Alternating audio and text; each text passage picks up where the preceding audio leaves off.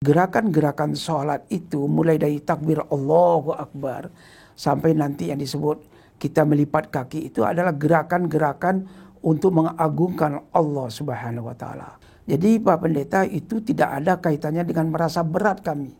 Bukan setengah mati kami mengerjakan itu, tapi penuh dengan rasa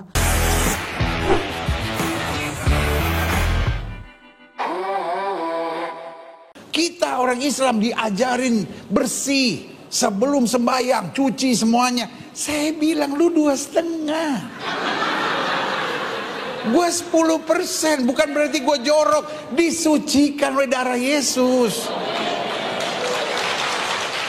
Pasti bayar perpuluhan dia. Puas banget dia seminggu sekali. Gak usah cuci-cuci, ya kan? Gak usah bergerak-bergerak. Kita kan bayar 10%, makanya kita kebaktian tenang aja, ya kan? Paling berdiri nyanyi tempat, santai, ya kan? Tapi kok 2,5, setengah mati.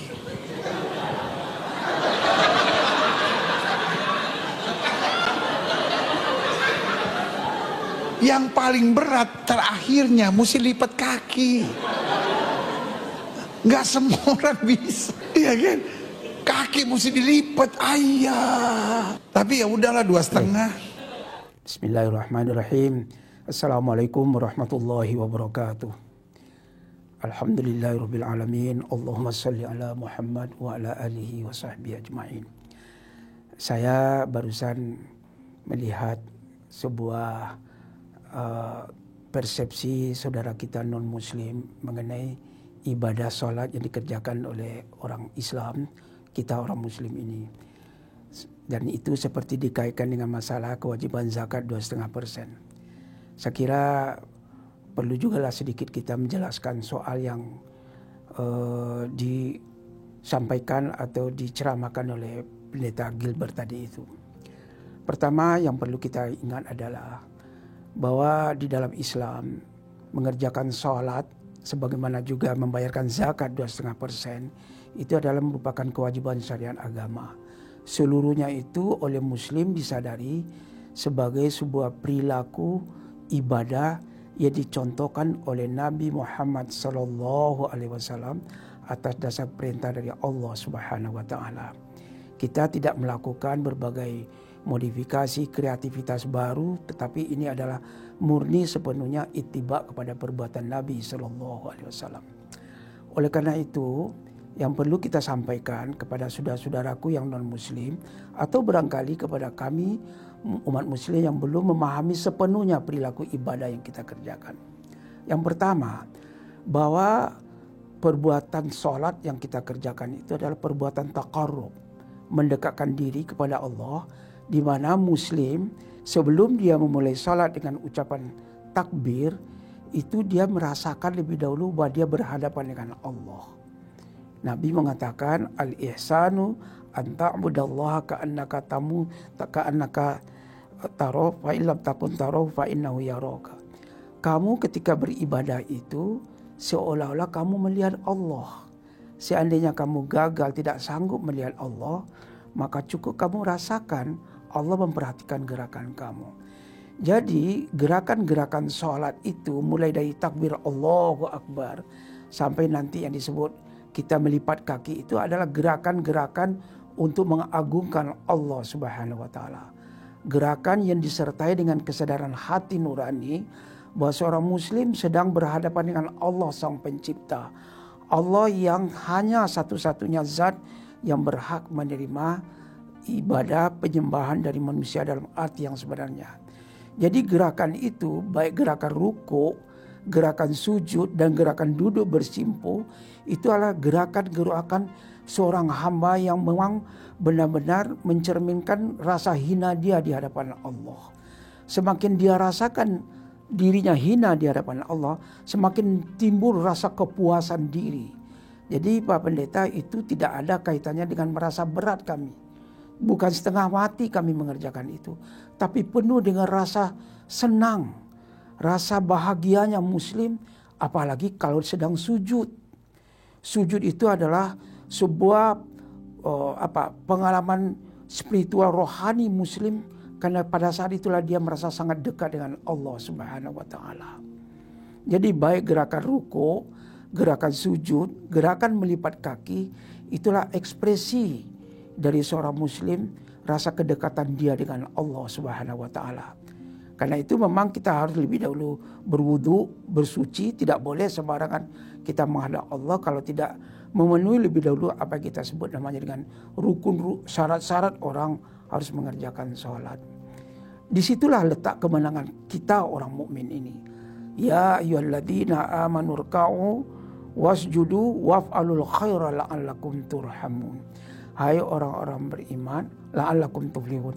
Hai orang-orang beriman, rukuklah, sujudlah kamu, kerjakanlah berbagai macam kebaikan. Mudah-mudahan dengan cara seperti itu kamu mendapatkan kemenangan dalam hidup ini. Jadi sekali lagi yang kami ingin tekankan adalah gerakan-gerakan salat yang dilakukan oleh seorang muslim itu adalah gerakan caranya kita menurut apa yang diajarkan Rasulullah untuk memperhambakan diri kita kepada Allah Subhanahu wa taala. Disitulah sesungguhnya letak sebuah rasa puas, rasa benar-benar muslim itu mengalami suatu perasaan yang sangat gembira, yang sangat lega apabila salat itu diikuti dengan apa yang kita sebut namanya khusyuk. Kita ikuti dengan gerakan-gerakan yang tumaknina, yang teratur, yang tidak buru-buru. Karena gerakan-gerakan tumaknina itu akan menyebabkan juga tumakninahnya, tenangnya hati seorang muslim. Ya, aqimis sholata lidzikri, kerjakanlah salat untuk mengingatku.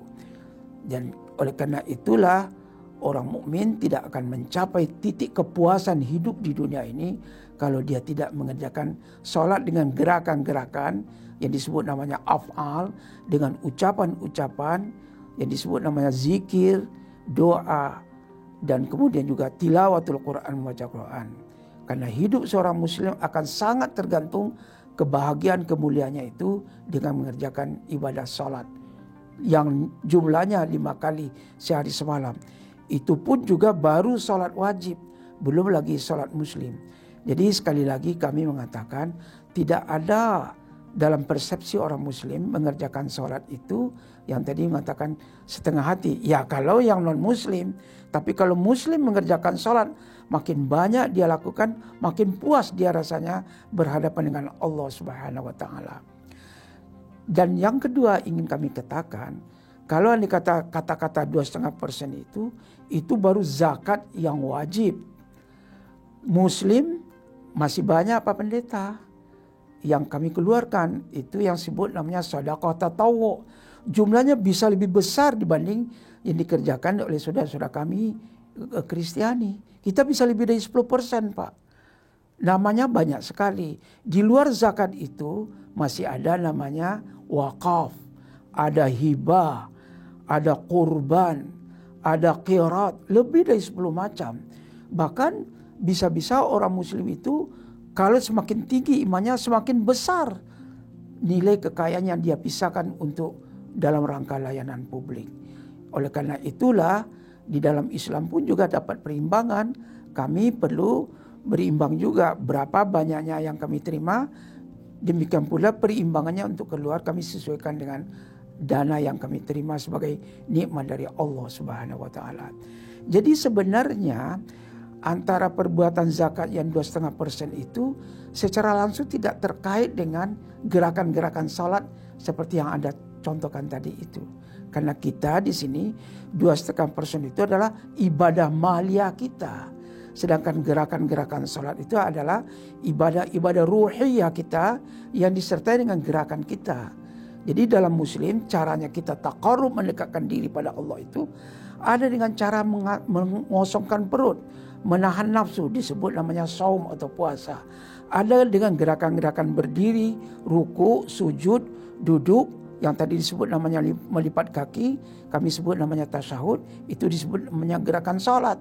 Tapi ada juga nanti saatnya kita taqarrub mendekatkan diri pada Allah dengan gerakan melingkar yang kita sebut namanya tawaf orang haji atau umrah.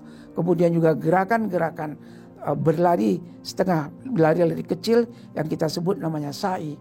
Bahkan juga ada taqarrub kami itu dengan gerakan berdiam, semata-mata berdiam, kita sebut namanya wukuf. Bahkan juga ada gerakan taqarrub itu dengan cara melontar jumrah. Jadi sebenarnya pemahaman yang komprehensif tentang ibadah taqarrub, mendekatkan diri pada Allah itu perlu sekali kita pelajari satu persatu, tidak semata-mata untuk menjelaskan kepada saudara kami yang non-muslim, tapi juga bagi kami muslim barangkali belum sepenuhnya kita secara komprehensif mempelajari berbagai rahasia ilahiyah yang begitu banyak manfaatnya.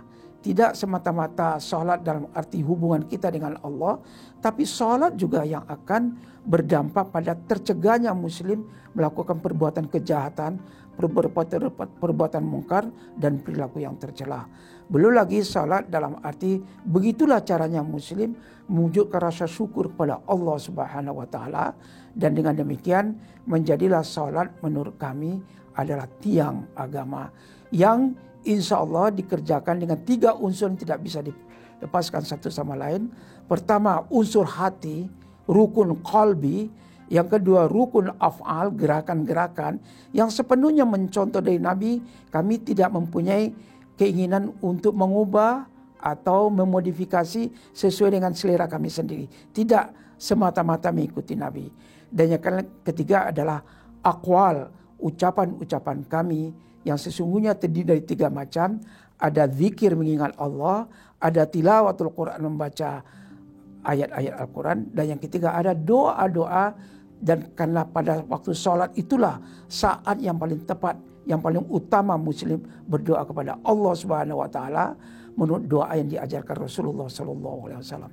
Mudah-mudahan pencerahan penjelasan ringkas ini dapat memberikan suatu cara bagi kita untuk sedikit menjelaskan kepada mereka yang belum mengerti tentang ibadah sholat.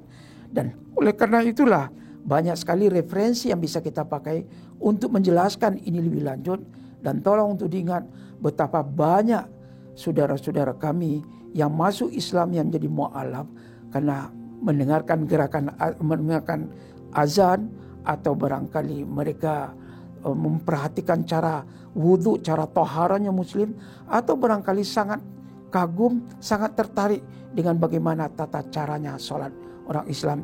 Yang mudah-mudahan apa yang kami kerjakan itu diridhai Allah Subhanahu wa taala. Saya kira demikian sedikit yang dapat kami sampaikan. Terima kasih dan mohon maaf.